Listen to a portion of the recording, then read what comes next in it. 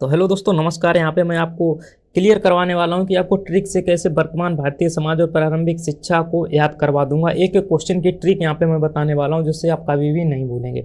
तो चलिए यहाँ पे मैं क्वेश्चन स्टार्ट करूँगा क्वेश्चन नंबर 6 से, क्योंकि क्वेश्चन नंबर 1 से 5 तक मैंने एक छोटा सा वीडियो बनाया था जिसमें एक ओवरव्यू दिया था कि ट्रिक को कैसे बनाया जाता है, कि कोई भी क्वेश्चन आप कैसे मेमोराइज कर सकते हैं, कैसे उसे याद कर सकते हैं। क्वेश्चन नंबर 6 में जैसा कि आप लोग देख सकते हो लिखा है, और सभी क्वेश्चन को मैं ट्रिक से करवाने वाला हूँ, आपको आराम से याद करवा। वर्धा में अखिल भारतीय राष्ट्रीय शिक्षा सम्मेलन आयोजित कब हुआ? यहाँ पे मैं एक वर्ड उठाऊंगा कि जो भी आपका शिक्षा यहाँ पे है भारतीय राष्ट्रीय शिक्षा सम्मेलन, तो आपका मिलन कब होगा? जब आपके 37 गुण मिलेंगे, किसी के साथ आपके 37 के 37 गुण मिल जाएंगे तो आपका उससे मिलन हो जाएगा। अब कुछ लोग कहेंगे भाई 36 गुण मिलने से होता है मिलन, तो यहाँ पे आप लोगों को 37 गुण याद रखने। एक गुण आपका इंस्टाग्राम वाला मान लीजिए, भाई इंस्टाग्राम पे ही आपका मिलन होता है ना, तो वो एक गुण एक्स्ट्रा मान लीजिए।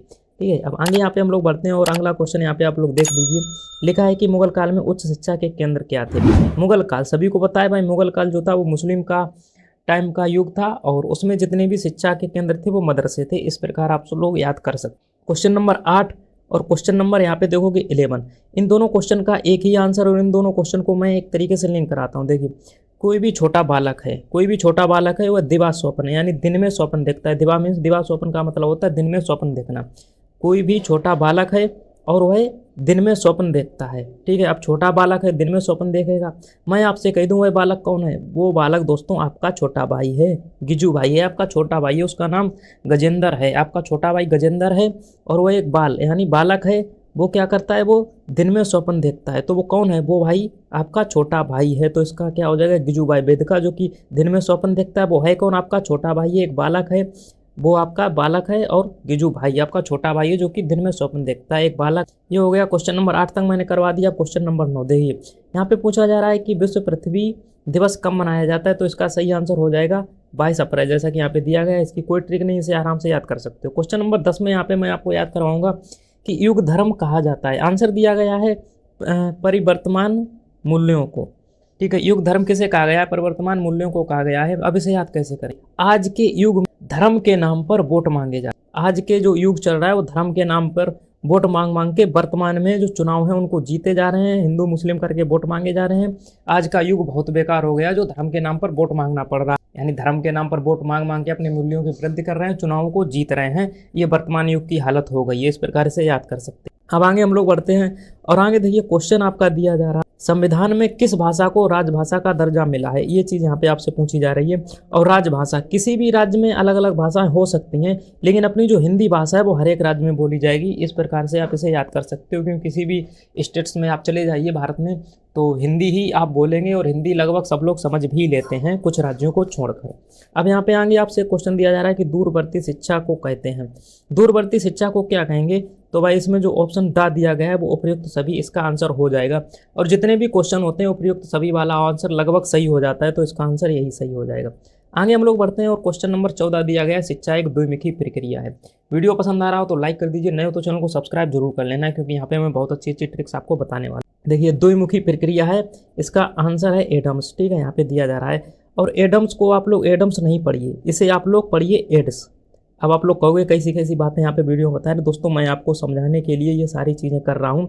तो भाई इसे अगर आप लोग एड्स समझोगे, द्विमुखी प्रक्रिया, तो भाई दो मुखों का जब मिलन होगा, तो आप सभी को पता है दो लोगों का मिलन होता है तो फिर क्या होता है, तो ज़्यादा बताने की जरूरत नहीं है। इस प्रकार से आप लोग शॉर्ट में समझ लीजिए कि जब दो मुखों का मिलन होगा तो आपको एड्स हो जाएगा, और एड्स कैसे होता है सभी को पता ही है। ठीक है, अब आगे चलते हैं। अब यही जो क्वेश्चन नंबर 14 है, इसके अलावा मैं आपको बताऊंगा एक और क्वेश्चन इसमें दिया जा रहा है दोस्तों, त्रिमुखी प्रक्रिया वाला होता है, वो अभी आगे आपको बताऊंगा। अभी याद रखिए कि दो मुखों का मिलन होगा तो आपको कौन सी बीमारी हो जाएगी? एड्स। एड्स कैसे होता है ये चीज़ बताने की जरूरत नहीं है।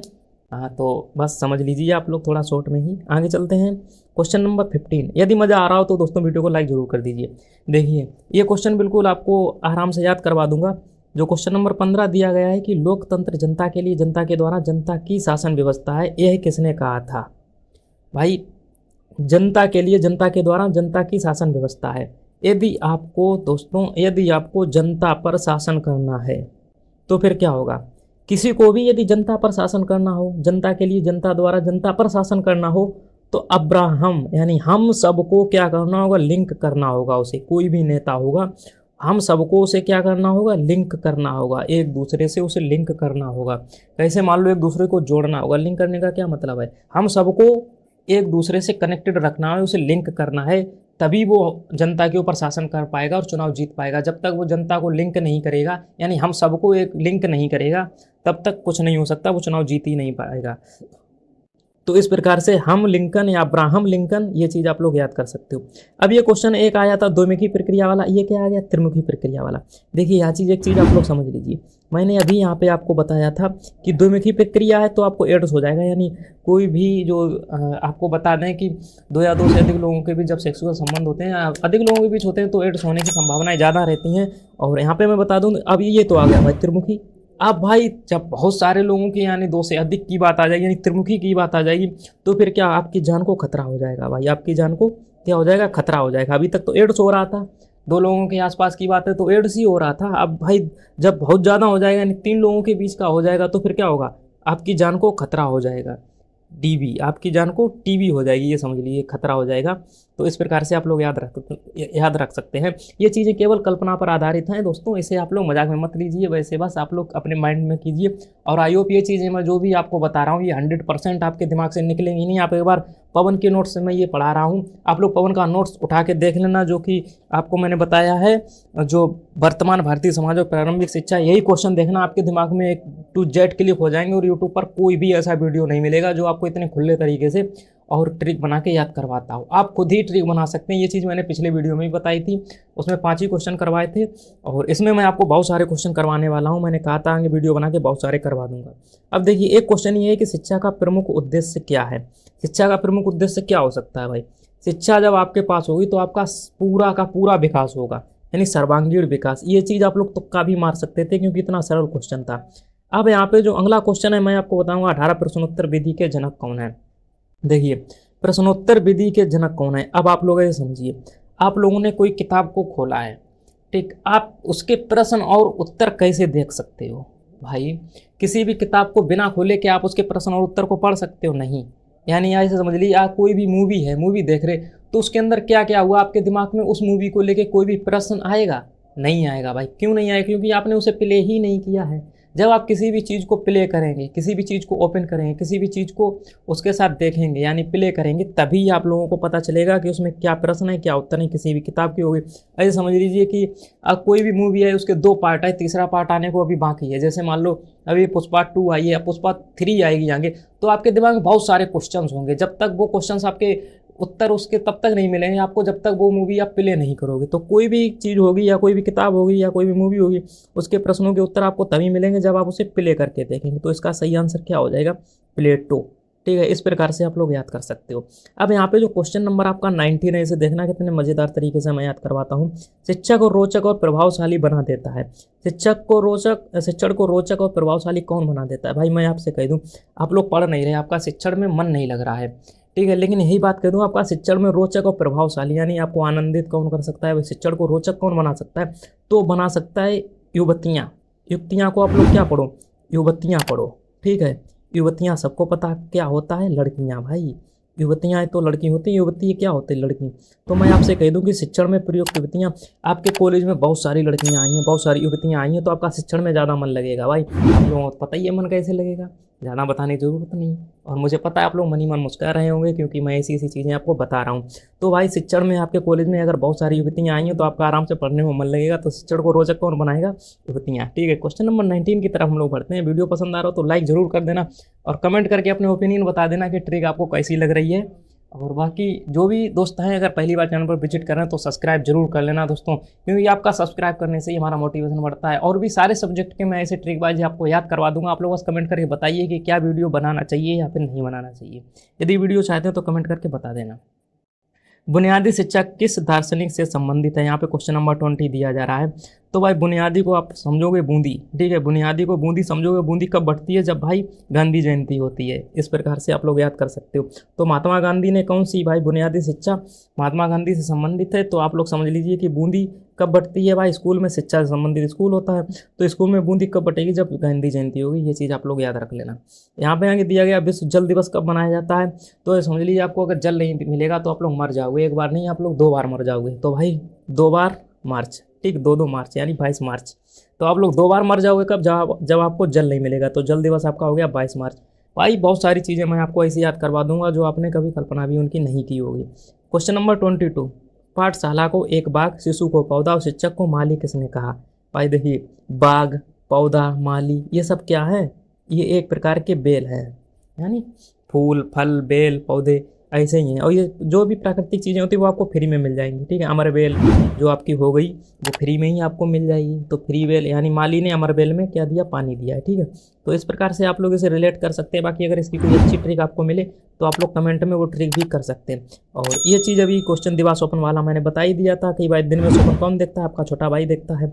आगे घर पर दी जाने वाली शिक्षा क्या कहलाती है। देखिए, जो भी शिक्षा आपके घर पर दी जाएगी उसे आप लोग क्या कह सकते हैं, तो उसे कह सकते हैं अनौपचारिक शिक्षा। अनौपचारिक शिक्षा वही होती है जो आपको घरेलू आपके माँ के द्वारा शिक्षा दी जाती है। और दूरस्थ शिक्षा नहीं हो सकती, गैर अनौपचारिक शिक्षा नहीं हो सकती, औपचारिक शिक्षा नहीं हो सकती। बाकी ट्रिक आप लोग कमेंट कर सकते हैं यदि आपके दिमाग में कुछ आ रहा हो। क्वेश्चन नंबर 25, आई होप जो इसमें मैं आपको ट्रिक बताने वाला हूँ आपको मज़ा ही आ जाएगा। क्वेश्चन नंबर 25 है, प्रत्येक वस्तु जो प्राकृतिक है अच्छी है परंतु मनुष्य के हाथों में खराब हो जाती है। देखिए, आप लोग ऐसे ऐसे कल्पना कर सकते हैं कि कोई भी वस्तु, ऐसे समझ लीजिए आपकी मान लो गर्लफ्रेंड या फिर आपका बॉयफ्रेंड है, ठीक है, और वो बहुत ही अच्छा है, लेकिन वो किसी दूसरे मनुष्य के हाथों में चला जाता है, तो आपको कैसी फीलिंग आएगी दोस्तों।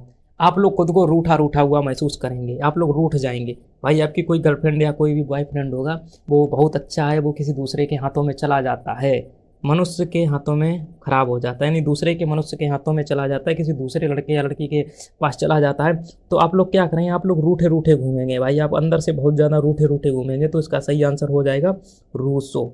आई होप दोस्तों ये ट्रिक आपको पसंद आई होगी और ये चीज़ एग्जाम में आप ज़िंदगी में नहीं भूलोगे, एग्जाम में आ जाएगा, कभी नहीं भूलोगे, गारंटी मैं इस बात की लेता हूँ। प्रोजेक्ट पद्धति के जनक कौन है। मैं प्रोजेक्ट के लिए सीधे सीधे समझिए कि आपके स्कूल में कोई प्रोजेक्ट कराया गया है, यानी प्रकृति को बचाने के लिए आपने किसी भी प्रोजेक्ट की आधारशिला रखी है, तो प्रोजेक्ट को प्रकृति से कैसे भी आप लोग रिलेट करिए, जैसे आप लोग कर पाइए। और कुछ दोस्तों क्वेश्चन होते हैं जिनमें आप लोग खुद ही दिमाग लगा के ट्रिक बना सकते हैं। यहाँ पे मुझे अभी कोई याद नहीं आ रहा, तो आप लोग ये समझिए कि प्रकृति को दोस्तों आप लोग प्रोजेक्ट एक बनाना है, वो प्रकृति से संबंधित होना चाहिए। अब यहाँ पे देखिए, मूल प्रवृत्ति सिद्धांत क्या है, तो इसका आंसर भी दोस्तों प्रकृतिवाद हो जाएगा। आप बताइए, जो भी हमारे जीवन की मूल भौतिक चीज़ें हैं वो सब हमें प्रकृति से ही प्राप्त होती हैं। जितनी भी मूल भौतिक चीज़ें हैं वो प्रकृति से प्राप्त होती हैं। या फिर ऐसे समझ लीजिए कि यहाँ पे आप लोग मूल को मूली से रिलेट कर लीजिए। मूली हमें कहाँ से मिलती है भाई, मूली ये तो है नहीं आर्टिफिशियल, कहीं से कृत्रिम बन जाती है, कोई उसे वैज्ञानिक उसे आराम से किसी मशीन से बना दे। तो मूली तो हमें प्रकृति से ही प्राप्त होती है, ज़मीन से प्राप्त होती है। तो इस प्रकार से आप इसे याद कर सकते हैं। क्वेश्चन नंबर 28, मूल्य हमारे व्यवहार को क्या करते हैं। मूल्य हमारे व्यवहार को क्या करते हैं। मूल्य आप ये समझ लीजिए, अब रुपया पैसा, ठीक है, इसे रिलेट कर लीजिए। तो मूल्य हमारे व्यवहार को क्या करते हैं भाई, यदि आपके पास रुपया होगा, पैसा होगा, तो आपको वो दर्शित करेंगे, प्रेरित करेंगे, नियंत्रित करेंगे। यानी पैसे एक ऐसी चीज़ है, किसी को भी आप दिखा दोगे, उन्हें आप जो करवाओगे वो सब करेंगे। तो उपयुक्त सभी इसका आंसर हो जाएगा दर्शित, प्रेरित, नियंत्रित। ये चीज़ आप लोग तुक्का भी लगा सकते थे अगर थोड़ी बहुत आपके अंदर समझ है, ठीक है। आगे हम लोग बढ़ते हैं और यहाँ पे दिया गया है मकतब शब्द किस स्तर की शिक्षा से संबंधित है। देखिए मकतब, ठीक है, यहाँ पे माँ का, यानी माँ की गाली, यहाँ पे समझ रहे हो, माँ का, तेरी माँ का, ऐसे ऐसे लोग कहते हैं ना, जहाँ पे माँ की गाली हो, तो तब आप लोग क्या समझेंगे, तब आप लोग यही समझेंगे, जो भी माँ की गाली देता है तब आप लोग क्या समझेंगे कि ये भाई प्राथमिक स्तर का व्यक्ति है, इसने आगे तक पढ़ाई नहीं की, ये प्राइमरी में ही पढ़ के पास हो गया। पास क्या हो गया, प्राइमरी तक ही पढ़ा, इसलिए माँ की गाली देगा, तब आप क्या समझेंगे, कोई भी व्यक्ति आपको माँ की, तेरी माँ का ऐसा बोल देगा ना, तो माँ की गाली देगा, तब आप क्या समझेंगे, यानी प्राथमिक स्तर का व्यक्ति है, उसने आगे तक पढ़ाई नहीं की, केवल प्राथमिक स्तर तक ही पढ़ाई की, कक्षा 1 से 5 तक ही पढ़ी, आगे पढ़ा नहीं, तभी तो माँ की गाली दे रहा है ना। आगे बढ़िए, आगे दोस्तों क्वेश्चन नंबर 30, आदर्शवाद का श्रेष्ठ योगदान किस क्षेत्र में है। तो आदर्शवाद दोस्तों, आदर्श क्या होता है, यदि आप एक ही उद्देश्य रखिए कि आपको आदर्शवादी रहना है, सभी का उद्देश्य क्या होना चाहिए कि आपको आदर्शवादी रहना है, तभी आप श्रेष्ठ हो जाओगे। तो आदर्शवाद का श्रेष्ठ योगदान उद्देश्य क्षेत्र में है, ये चीज़ आप लोगों को याद रखनी है। और जो क्वेश्चन नंबर 31 है कि शिक्षा का द्विमुखी प्रक्रिया क्या है, तो ये चीज़ मुझे बतानी, द्विमुखी में आपको क्या है, दो मुख जब एक दूसरे से कनेक्ट होंगे तो भाई आपको एड्स हो जाएगा। ऐसी चीज़ें मैं आपको बताता रहता हूँ। वीडियो पसंद आए तो वीडियो को भाई लाइक कर दीजिए, नए हो तो चैनल को सब्सक्राइब जरूर कर लेना। और भाई जितने भी साथी हैं यदि चाहते हैं भाई हमारे ग्रुप से जुड़े और अच्छी अच्छी चीज़ें आपको पानी है, वहाँ पर नोट्स पाने हैं और भी जानकारी पानी है, न्यूज़पेपर पाने हैं, डेली की डेली चीज़ें मैं वहाँ पर डालता रहता हूँ। डिस्क्रिप्शन बॉक्स में जाइए, वहाँ पर एक टेलीग्राम की लिंक मिलेगी, ज्वाइन हो जाइए, और बाकी और भी वीडियो के लिंक आपको डिस्क्रिप्शन बॉक्स में मिल जाएंगे। तो चलिए दोस्तों, मिलते हैं अगले वीडियो में, तब तक के लिए जय हिंद, धन्यवाद।